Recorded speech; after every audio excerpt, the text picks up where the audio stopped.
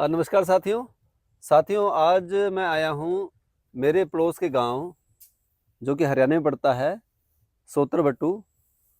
तो मेरे एक मित्र हैं विनोद जी माचरा। तो पिछले साल ये हमसे जुड़े थे वर्मी कंपोस्टिंग के रिगार्डिंग।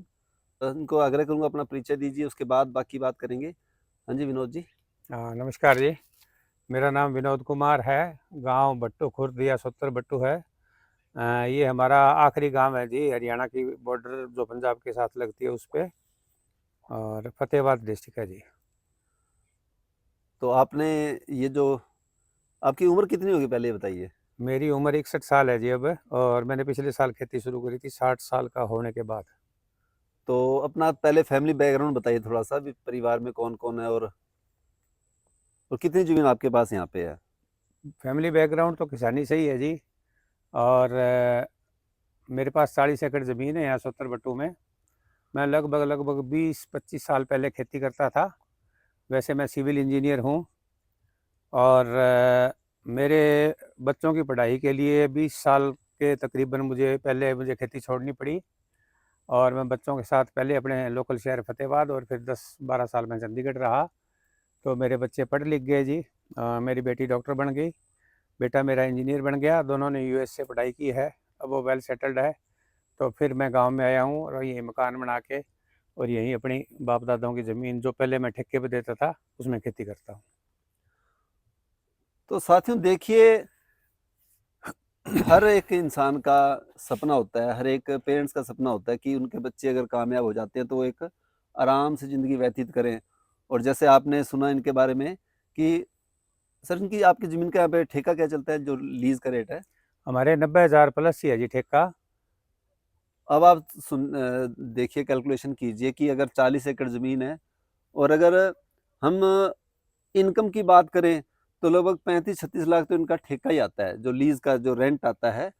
लेकिन फिर भी अच्छा, बच्चे भी सेट हो गए हैं।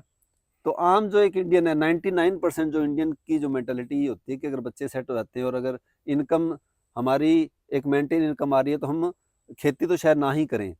तो लेकिन इन्होंने ये फैसला लिया, तो इसके पीछे हम आप इनका कारण पूछेंगे। और इनकी जो मैंने फसल देखी है वो बहुत शानदार है, उसका भी क्या कारण है, इन्होंने ऐसा इसमें क्या इम्प्लीमेंट किया है, ये भी अपने एक्सपीरियंस बताएंगे। तो विनोद जी बताइए पहले तो भी क्या कारण रहा, तो यूएस ना रहकर, या जैसे बेटा आपका हैदराबाद बताया आपने, हैदराबाद में रहकर आप यहीं पे रह रहे हो और खेती कर रहे हैं। मेरी शुरू से ही हार्दिक इच्छा थी जी कि जहाँ मेरा बचपन बीता है मैं वहीं आकर रहूं, और यहाँ की मिट्टी से मेरे बाप दादाओं के पसीने की खुशबू आती है। मैं 2-3 बार यूएस गया था, लेकिन क्योंकि आधी से ज़्यादा ज़िंदगी मैंने शहर में ही बिताई है तो मेरा शहरों में दिल नहीं लगता, और मैं वर्कोहॉलिक हूँ, थोड़ा खाली मैं रह नहीं सकता। तो फिर मैंने यही सोचा कि मैं तो हम इधर देख उधर लो ना अगर सब जाकर खड़ा है जी। खेती करूं। और मेरी बेटी और जवाई है वो यूएस में बड़े डॉक्टर है, मेरा बेटा इंजीनियर है, और मेरी बहू भी डेंटल की पोस्ट ग्रेजुएट डॉक्टर है। तो मेरा शहरों में क्योंकि दिल नहीं लगता तो इसलिए मैं नहीं जाता। तो फिर उसका यही तरीका था जी कि मैं खेती करूं और बढ़िया से करूं। तो मैं पिछले साल ट्रैक्टर और सारे इम्प्लीमेंट्स लाया हूं, और अब मैं 24 आवर्स खेत में ही रहता हूं और खेती करता हूं। खेती का ऐसा है कि फर्टिलाइज़र वाली खेती से खेत ख़राब होते हैं। तो उसका दूसरा तरीका यही था कि मैंने बहुत सारे वीडियो देखे थे यूएस में भी और यहाँ, और उससे मैंने ये वर्मी कंपोस्ट वगैरह सीखी। और उसके बाद जूरिया साहब से प्रेरणा लेकर बीच में फिर मैंने ये वर्मी कंपोस्ट शुरू की, और उससे मैंने जो खेती की है वर्मी कंपोस्ट डालकर, उसके आश्चर्यजनक परिणाम है। जो डॉक्टर वगैरह आते हैं वो बताते हैं कि मेरी फसल बहुत अच्छी है, और लगभग 7 की फसलों से सुपीरियर है। तो साथियों आपने देखा सुना विनोद जी से भी इनका, इसके पीछे क्या रीज़न है, क्यों फार्मिंग कर रहे हैं। तो बहुत अच्छा लगा, मैं इनसे बड़ा इंस्पायर हुआ, क्योंकि हमारा जो टारगेट होता है और वो तो इनसे क्रॉस कर चुके हैं, फिर भी ये खेती कर रहे हैं। और मैंने इनकी खेती देखी है, फसल देखी है, बहुत शानदार है। और इन्होंने इसका कारण बताया, क्योंकि ये वर्मी कंपोस्टिंग इन्होंने अपने खेत के लिए स्टार्ट की है। तो सर, वर्मी कंपोस्टिंग में आपका क्या प्लान है आगे का? भई आप सिर्फ़ अपने तक रखेंगे कि इसको आप किसानों को भी इसमें मदद करेंगे, उनको भी प्रोवाइड करवाएँगे? वर्मी कंपोस्टिंग का जो मैंने सोशल मीडिया से सीखा है जी, वो यही है कि कम से कम 1 क्विंटल और ज़्यादा से ज़्यादा 10 क्विंटल तक आपको खाद डालनी चाहिए प्रति एकड़? और प्रति एकड़। और जी, इसमें आपके दीमक वगैरह नहीं लगती है। और जो दूसरे घास वगैरह के बीज आते हैं खाद के साथ, गोबर वाले के साथ, वो इसमें डबल रिफाइंड हो जाती है, एक बार गाय भैंस के पेट से और दूसरा वर्म्स के पेट से। तो ठीक इसमें है जी। किसी भी प्रकार का दूसरा वो सामान नहीं होता। और ये 1 से 10 क्विंटल डाल सकते हैं, लेकिन अभी मेरे को 40 एकड़ में जितनी ज़रूरत है उतनी खाद मेरे को नहीं मिल रही है, तो इसको मैं लगभग 1 एकड़ में बढ़ाऊँगा। और जितनी मैं खेत में डाल सकता हूँ उतनी खेत में पहले मेरी प्रायोरिटी यही रहती है। फिर मेरे जो अड़ोसी-पड़ोसी, क्योंकि हमारा जो गाँव है वो हम एक ही दादे की औलाद हैं, और जो दूसरे हैं मेरे दादे की औलाद नहीं है वो भी हमारे भाई-भतीजे हैं। हम लगभग एक परिवार की तरह ही रहते हैं। तो उसके बाद मैं खाद उनको दूँगा और मैं इसको 1 एकड़ तक बढ़ाऊँगा इसी सर्दी के सीज़न में। तो बड़ी अच्छी सोच है विनोद जी की ये चाहते हैं कि जो हम केमिकल फर्टिलाइज़र यूज़ कर रहे हैं या पेस्टिसाइड यूज़ कर रहे हैं और जैसे हम थोड़ी देर पहले बात भी कर रहे थे कि इनका जो धान है, क्योंकि इस बार जो चावलों में दिक्कत क्या आ रही है, एक हल्दी गाँठ रोग होता है, तो वो जैसे यहाँ पे आते हैं एग्रीप्रेन्योर कह लो या जो हमारे यहाँ लोकल भाषा में डॉक्टर बोल देते हैं, सलाहकार कह सकते हैं। तो उन्होंने इनका खेत में चेक किया, कहीं भी कोई रोग नहीं है क्योंकि ज़मीन का इम्यून सिस्टम कुछ सुधर रहा है इस वजह से।